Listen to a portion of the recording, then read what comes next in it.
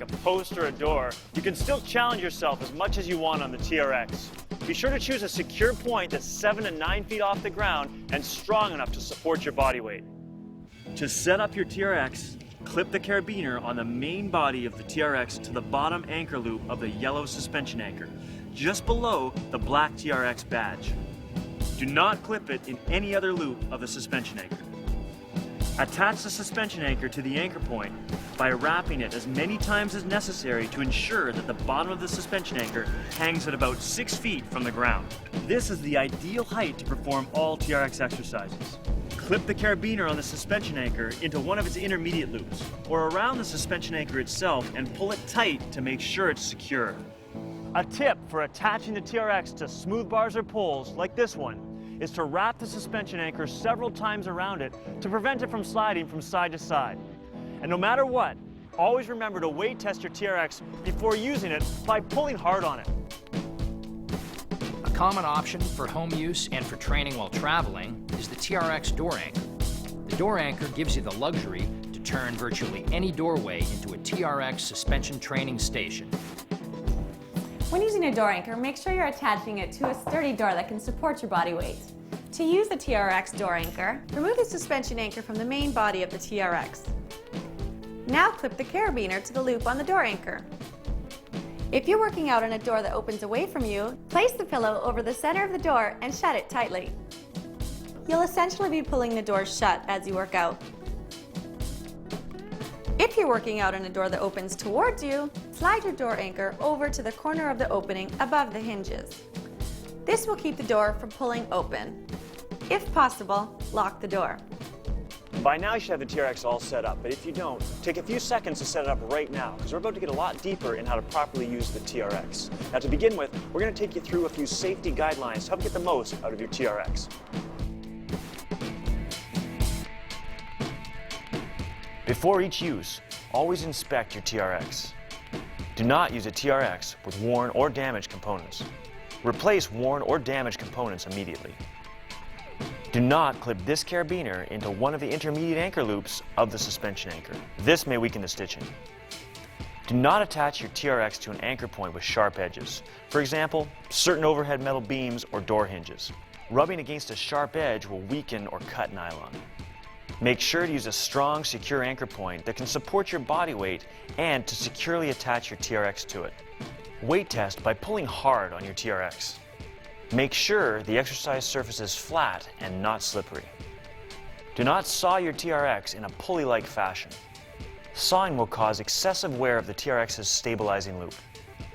If the yellow color nylon begins to show through the black stabilization loop, replace your TRX immediately. Protect your TRX from the elements when not in use. Prolonged exposure to sunlight, dampness, and extremes of heat and cold can weaken nylon and metal components.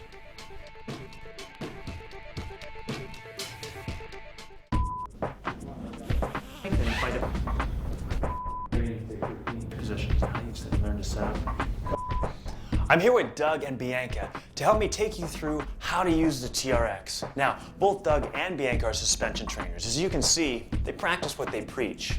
The length of TRX is very adjustable, and this allows us to perform a wide variety of exercises. So, for all rows, like the one that Bianca's about to do, you're going to want to have the TRX fully shortened. This allows you to explore all of the progressions, allowing you to move into a very steep position where you can challenge yourself, or you can always take a few steps back to ease the pressure off. So Bianca, why don't you take us through exactly how to adjust the TRX to its fully shortened position? Sure, no problem. Shortening a TRX is very simple. First of all, you want to make sure that the TRX isn't twisted before lengthening or shortening. To shorten it, pull one strap of the TRX. Depress the cam buckle on the strap with your thumb and grasp the yellow adjustment tab with the other hand. Pull back on the buckle and pull the adjustment tab up along the strap as if you're using a bow and arrow. From there, we can repeat on the other side, making sure that the handles are even. All right, good job, Bianca. For many exercises, like this TRX squat that Doug is doing, you're going to want to adjust the TRX to a mid-length position. So Doug, why don't you finish up this last repetition and take us through exactly how to adjust the TRX to the mid-length. In order to lengthen the TRX, simply grab one cam buckle in each hand, simultaneously depress down on the cam buckles, and pull down and away from the anchor points until the adjustment tabs reach the two mid-length yellow marks. When your TRX is at mid-length, the foot cradle should be about 12 inches off the ground. Great work, Doug. Ground-based exercises on a TRX are a great way to build core strength and upper body strength. The foot cradles on the TRX allow us to perform these exercises from two different positions. We can work in a supine position or face up, like Doug is doing with these hamstring curls, or from a prone position or face down, like we're seeing Bianca do with this atomic push-up. For these and most ground-based TRX exercises, you're going to need to put your feet in the foot cradles. So, while we let Bianca knock out another set of these atomic push-ups, Doug and I are going to take you through exactly how to put your heels in the foot cradles. Now, to begin with, what you're going to have to do is adjust the TRX so the bottom of the foot cradles are at mid-calf level, or about 8 inches from the ground. Having the TRX adjusted to this height is going to allow for a perfect platform to challenge the core with any progression. Again, we want to lengthen the TRX by simultaneously depressing down on the cam buckles and pulling down and away from the anchor point until the foot cradles reach about 8 inches off the ground or sit just above your toes while you're in the seated position. To put your heels into the TRX, you'll sit facing the TRX and hold each foot cradle with your thumbs. The foot cradles should hang just above the tip of your feet. Lie backward onto the ground and simultaneously place both heels into the foot cradles.